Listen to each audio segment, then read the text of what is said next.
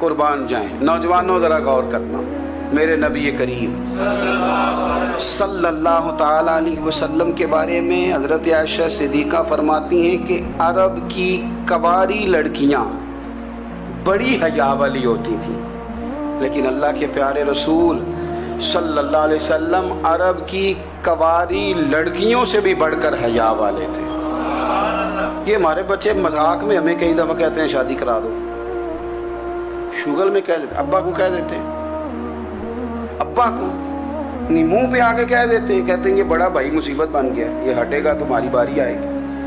آپ کچھ ایسی باتیں کر رہے ہیں، کچھ ایسے انداز آپ اختیار کر رہے ہیں جو وفادار لوگ کرتے نہیں۔ شرم و حیا سے وہ چیزیں ٹھل جاتی ہیں، جو باتیں ہمارے بچوں کی زبانوں پر بے باکی کے ساتھ آنے لگی ہیں۔ یہ جو ہمارے لڑکے بن سنور کے نکلتے ہیں، یہ جو میک اپ کا خرچہ لڑکیوں کے برابر لڑکوں کا ہوتا جا رہا ہے، یہ جو لڑکے بھی رات کو چہرے پر کریم لگا کر کے سوتے ہیں، یہ بتا سکتے ہیں کہ مقاصد کیا ہے؟ بتا سکتے ہیں؟ یعنی بچے بھی بغیر شیمپو کے بال نہیں دھوتے، مثلا کیا کرنا ہے آپ نے اس کا؟ بڑی بڑی قیمتی چیزیں جو ہیں وہ آپ نے رکھی ہوئی ہیں، مقصد کیا ہے؟ یہ جو ہمارے بچے بن سنور کے نکل رہے ہیں تو کیا دعوت دے رہے ہیں سوسائٹی کو؟ شارٹ نکرے پہن کے جو نکلے ہوئے ہیں، اوریاں لباس پہن کے نکلے ہوئے ہیں۔ اقبال نے کہا تھا دیار مشرق ہوس میں غلطاں، شباب اوریاں شراب عیسیاں، جسے بھی دیکھو غری کے عیسیاں، ہم ایسی تہذیب کیا کریں گے؟ شباب اوریاں، تم نے اپنی جوانی ننگی کر ڈالی ہے ساری، معاذ اللہ۔ کن مقاصد کے لیے؟ میں وہ اعداد و شمار بتا نہیں سکتا۔ ہمارے ہاں گند سستا ہو گیا ہے، لوگوں نے گناہ تک پہنچنا آسان بنا دیا ہے۔ آپ دیکھ لیں گندگی دروازے پہ اور گند موبائل میں، کیسے بچائیں ان بچوں کو؟ کیا کریں؟ کلیجے پھٹتے، کبھی باتیں سوچتے ہیں تو سوچتے ہیں آنے والی نسل کو کہاں لے جائیں، کہاں چھپائیں، کیا ایسا کریں کہ یہ بچ جائیں۔ خدا را قربان جائیں حضرت عثمان غنی پر۔ مصنف ابن ابی شیبہ میں صحابہ فرماتے ہیں حضرت عثمان غنی نا بڑے مالدار تھے۔ مال آتا ہے تو لوگ عیاش نہیں ہو جاتے، مال آتا ہے تو لوگوں کی خواہشات بہت بڑھ نہیں جاتی۔ بڑے مالدار تھے، مالدار بھی تھے اور سونے بھی بڑے تھے۔ حضرت اسامہ بن زید کہتے ہیں میں نے زندگی میں اتنا سونا بندہ نہیں دیکھا جتنے حضرت عثمان غنی خوبصورت تھے، پیسہ بھی حسن بھی۔ لیکن فرماتے ہیں کہ حضرت عثمان غنی سب سے بڑھ کر اپنی شرمگاہ کی حفاظت کرنے والے، اور سب سے بڑھ کر صلہ رحمی کرنے والے، رشتہ داروں سے اچھا سلوک کرنے والے، حیا والے، شرم والے، پاکیزگی والے۔ آپ کا ذہن ہے، آپ صبح اٹھتے ہی ذہن بنا لیں کہ میں نے آج اتنا سبق پڑھنا ہے، آج اتنی تفسیر دیکھنی ہے، اتنی عبادت کرنی ہے، فلانی نعت میں نے دیکھنی ہے، فلاں خیر کا کام کرنا ہے، فلاں آدمی کے ساتھ نیکی کرنی ہے۔ صبح ذہن بنا لیں، آپ کا ذہن وہی کام کرنے لگے گا۔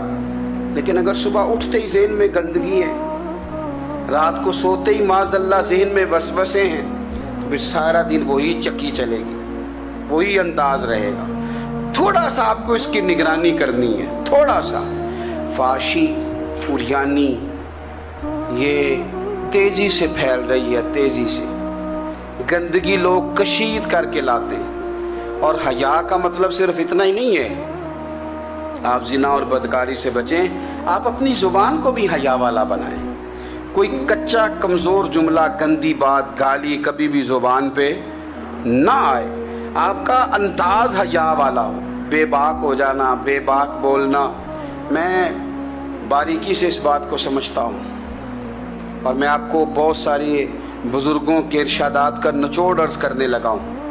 آپ اپنا ذہن صاف کر لیں، آپ کے بہت سارے کام ویسے صحیح ہو جائیں گے، کیونکہ ہمارے دین کے اندر زیادہ اجر نیتوں اور ارادوں پہ ملتا ہے۔ آپ کے جو اندر کی پاکیزگی ہے وہ بہت سارا فضل لاتی ہے اللہ کا، اور اگر دل ہی نہ پاک ہو، ذہن ہی نہ پاک ہو، تو وہ خیر کی چیزیں کس طرح کر کے داخل ہوں گی؟ نوجوان میری بات پر توجہ کریں۔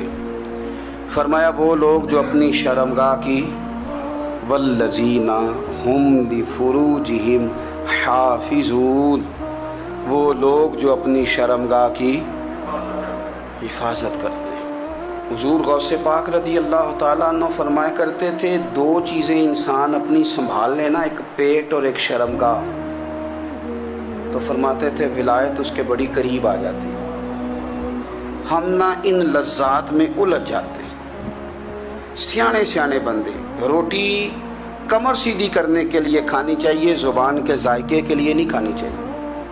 یہ زبان کا ذائقہ لگ جائے یہ کہیں کا نہیں چھوڑتا انسان۔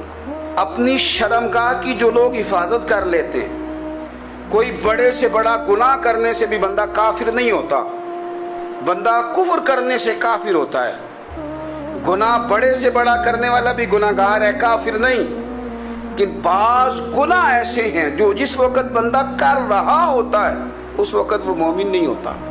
میرے نبی کریم صلی اللہ تعالیٰ علیہ وسلم نے فرمایا، جب کوئی شرابی شراب پیتا ہے اس وقت مومن نہیں ہوتا۔ جب کوئی چور چوری کرتا ہے تو اس وقت مومن نہیں ہوتا، اور جب کوئی زانی زنا کرتا ہے تو تب وہ مومن نہیں ہوتا۔ اتنی دیر کے لیے اس کے دل سے ایمان نکال لیا جاتا ہے۔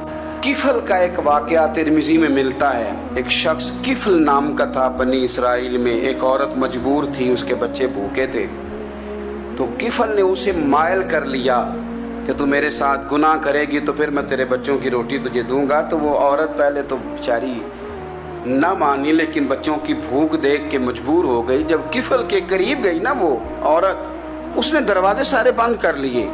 ترمذی شریف میں اس کا واقعہ موجود ہے۔ چاروں جانب سے بند ہو گیا سارا کچھ، لیکن جب وہ کفل کہتا ہے میں اس بی بی کے پاس جانے لگا تو عورت کا وجود کانپتا تھا۔ جس بندے کو گناہ کی طرف جاتے اس کی طبیعت میں ہیجان پیدا ہو تو مانا یہ ہے کہ ابھی ذہن پورا غلیظ نہیں ہوا، ابھی طبیعت پوری گندی نہیں ہوئی، ابھی ایمان کی بہت ساری قسمیں موجود ہیں، عورت کا وجود کانپتا ہے۔ تو کفل کہتے ہیں کہ میں نے اسے کہا کہ سارے دروازے بند ہیں، ڈرتی کیوں ہے؟ تو کہنے لگی ڈرتی اس لیے ہوں کہ سارے دروازے بند نہیں ہوتے، ایک دروازہ کھلا ہے اور وہ دروازہ رب قدیر کا دروازہ ہے، اسے کیسے بند کیا جا سکتا ہے؟ تو کہتے ہیں جب اس نے یہ لفظ کہے تو مجھ پر بھی بات کا اثر ہوا، مجھ پر۔ تو میں نے کہا کہ اگر تو عورت ہو کے رب سے اتنا ڈرتی ہے تو مجھے تو اس نے مرد بنایا ہے، تو مرد تو ہوتا ہی وہ ہے جو اپنے آپ پر کنٹرول کر سکے۔ تو اب نہ معاملہ آگے جائے گا، اب یہاں بات رکے گی نہیں، جا میں تجھے آزاد کرتا ہوں۔ عورت گئی، اس نے توبہ کی کفل نے، اور رات رو کے کہنے لگا مالک آج میں نے توبہ کی ہے تو میرے اوپر مہربانی کرنا، میری توبہ ٹوٹنے نہ پائے۔ رات اس نے توبہ کی، رات ہی انتقال ہو گیا۔ لوگوں کو پتا تھا بڑا بے حیا ہے، بد کردار ہے، گناہ گار ہے، شاید لوگ اس کا چہرہ دیکھنے بھی نہ جاتے، پر مالک کریم ہے نا۔ حضور فرماتے ہیں سویرے اس کے دروازے پہ لکھ دیا اللہ نے، لوگوں رب نے کفل کے سارے گناہ معاف کر دیے ہیں، اس کے دروازے پہ لکھ دیا گیا۔ جب آپ اپنی حفاظت کرنا چاہتے ہیں تو اللہ پھر اسباب بھی پیدا کر دیتا ہے۔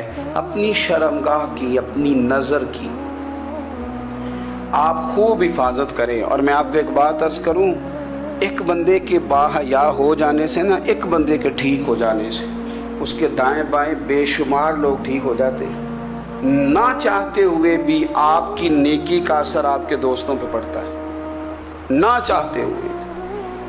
اور ایک بندے کے بگڑ جانے سے اس کے دائیں بائیں بہت سارے لوگ بگڑ جاتے ہیں، بہت سارے لوگ بگڑ جاتے ہیں۔ آپ اگر اپنے لب و لہجے پر یہ پابندی لگا سکیں اور اپنے آپ کو اگر آپ سنبھال سکیں تو پھر یاد رکھیے گا بڑی ساری چیزیں بہتر ہو جائیں گی۔ اپنی شرمگاہ کی حفاظت کرنے والے الا علی ازواجہم، مگر یہ کہ اپنی بیویوں پر، او ما ملکت ایمانہم، یا اپنی شرعی باندیوں پر۔ اس زمانے میں جو لونڈی خریدی جاتی تھی اس سے بھی وطی کرنا جائز تھا، اگرچہ اب لونڈیاں موجود نہیں ہیں تو یہ فعل بھی موجود نہیں، سوائے اپنی بیویوں پر یا شرعی باندیوں پر۔ फ़इन्नहुम गैरु मलूमीन, फरमाया जो ये काम करे उस पर कोई मलामत नहीं है। अपनी बीवी के पास शरई तरीके से जाए या बांदी के पास जाए। फमन इब्तगा वरा ज़ालिका, और जो आदमी इसके बाद इस हद से बढ़े, इसके सिवा कुछ और करे जो बंदा, फरमाया फ़उलाइका हुमुल आदून, ये लोग हद से बढ़ने वाले हैं।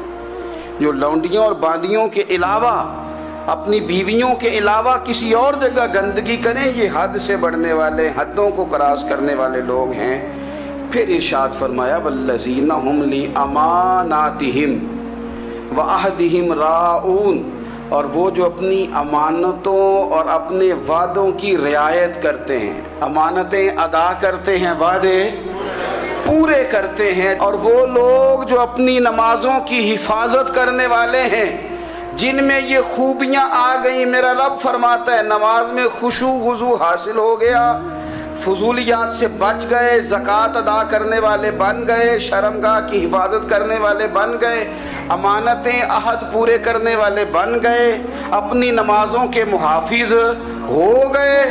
अल्लाहु अकबर, कुर्बान जाएं। मालिक फरमाते हैं उलाइका हुमुल वारिसून, यही लोग तो वारिस हैं। या अल्लाह किस चीज़ के? फरमाया अल्लज़ीना यरिसूनल फिरदौस, ये लोग जन्नत के वारिस हैं, ये जन्नत के वारिस हैं ये लोग। हुम फीहा खालिदून, और फिरदौस से, जन्नत से निकाले नहीं जाएंगे, हमेशा ही जन्नत में रहेंगे। ये आयात अल्लाह का मुतालबा भी है, ये आयात सहाबा, अहले बैत, औलिया अल्लाह, उन तमाम की सीरत का अक्स भी है। और सबसे बढ़कर सैयदा आयशा सिद्दीक़ा फरमाती हैं यही तो आयात हैं जिन्हें अच्छी तरह समझ लोगे तो तुम्हें मदीने वाले के अखलाक भी समझ में आ जाएगा, हुजूर के अखलाक भी तुम्हें समझ में आए। बड़े गौर के साथ सूरह मोमिनून की इन इब्तिदाई आयात पर गौर करना चाहिए। रब फरमाता है कद अफ़लहल मोमिनून, तहकीक मोमिन कामयाब हो गए। कौन से मोमिन? अल्लज़ीना हुम फ़ी सलातिहिम खाशिऊन, वो जो अपनी नमाजों में गिड़गिड़ाने वाले हैं, खुशू के साथ, आजिज़ी के साथ, इनकिसारी के साथ, ज़ौक़ के साथ नमाज पढ़ने वाले हैं। देखिए कुरान ने ये नहीं कहा शुरू में ही कि वो लोग अपनी नमाज पाबंदी से पढ़ते हैं, बल्कि फरमाया वो नमाजों में आजिज़ी करते हैं, वो नमाज में खुशू करते हैं, वुज़ू करते हैं। नमाज हम भी पढ़ते हैं, ढेर सारे लोग हैं जिनका ये मुतालबा है कि मेरा नमाज में दिल ही नहीं लगता। पहली बात तो ये है कि दिल ना भी लगे तो नमाज फिर भी पढ़नी है, और दूसरी बात ये कि दिल लगाने को भी तो कुछ इंसान के पास चीज़ें होनी चाहिए ना, कोई ज़रूरियात होती हैं। सबसे पहली बात ये कि मसला नमाज का नहीं, मसला अहमियत का है। आपने अल्लाह तबारक व तआला की ज़ात की, रब करीम के जलालत की जितनी ज़्यादा अहमियत अपने दिल में महसूस कर ली, उतना ही नमाज की तरफ तवज्जो आपकी बढ़ जाएगी। आप सादी सी मिसाल है, गौर कर लें, जितना आप अपने उस्ताद को प्रोटोकॉल देते हैं, जितनी इज्जत करते हैं, उतना ही वक्त पे आप उनके पास पहुंच भी जाते हैं। अगर आपके दिल में अहमियत नहीं है तो आप टाल देंगे, और जिस उस्ताद की अहमियत है उसके फ़ोन की घंटी बजते ही फ़ोन भी उठाया जाएगा, और बात पूरी मुकम्मल भी नहीं होगी तो कहा जाएगा जैसे आप कहेंगे, और जो वक्त वो देंगे उनसे 10 मिनट पहले पहुंचने की कोशिश भी की जाएगी। बस समझ लें दिल लगने ना लगने का मसला नहीं, अहमियत का मसला है। आप जितनी अपने मालिक की बारगाह की अहमियत समझ लेंगे, उतना ही वक्त पे मस्जिद आएंगे, उतना ही शौक से नमाज पढ़ेंगे। दूसरी बात, नमाज के तर्जुमे पे गौर करें। आप यकीन करें अगर नमाज का तर्जुमा हमें आ जाए ना, तो हमें तो यूँ लगे कि हम तो अपने मालिक की बारगाह में अर्ज़ो मारूज़ करने हाजिर हुए।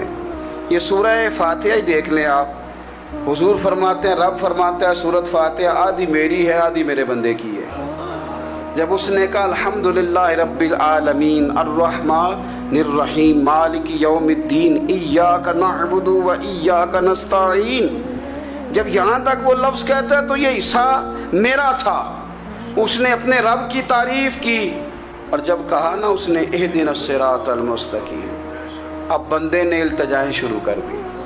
اس نے کہا کہ مالک بھی تو ہے, رحمان بھی تو ہے, رحیم بھی تو ہے, عبادت بھی تیری کرتے ہیں تو مدد بھی تو تجھی سے مانگنی ہے نا.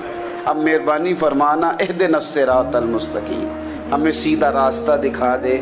صراط الذین انعمت علیہم, ان لوگوں کا راستہ دکھانا جن پر تو نے انعام کیا ہے.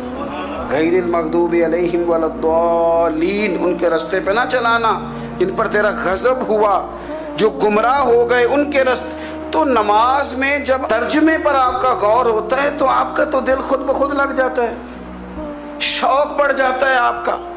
تو اتنی چیزیں ہم زندگی میں یاد کرتے ہیں, تو اگر ترجمہ بھی نماز کا یاد کر لیں اور پھر شوق سے پڑھیں تو آپ یقین کریں طبیعت کھینچی چلی آئے گی.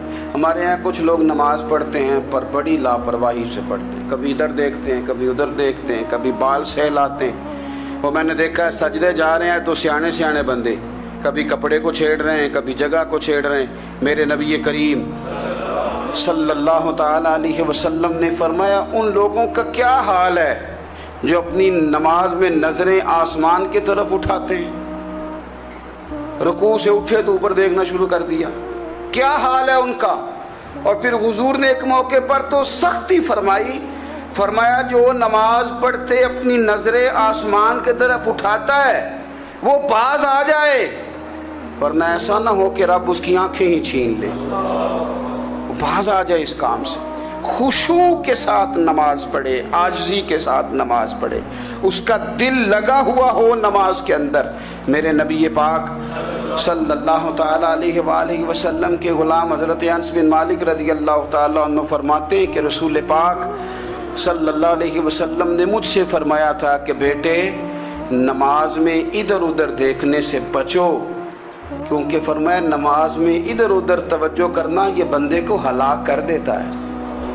ہلاکت ہے اس میں اگر تم نے ادھر ادھر توجہ ہوگی. نماز تم مالک کی بارگاہ میں کھڑے ہو اور تم دیکھ ادھر ادھر رہے ہو. تو ایک تو نماز عاجزی کے ساتھ. پھر فرمایا والذین ہم عن اللغو معرضون, وہ لوگ جو فضول باتوں سے, لغویات سے اپنا منہ پھیر لیتے ہیں, فضولیات سے. ہمارے ہاں نا بہت سارے لوگ ایسے ہیں جو بلا وجہ ان چیزوں میں دلچسپی لیتے ہیں جو ان کے مطلب کی نہیں ہے.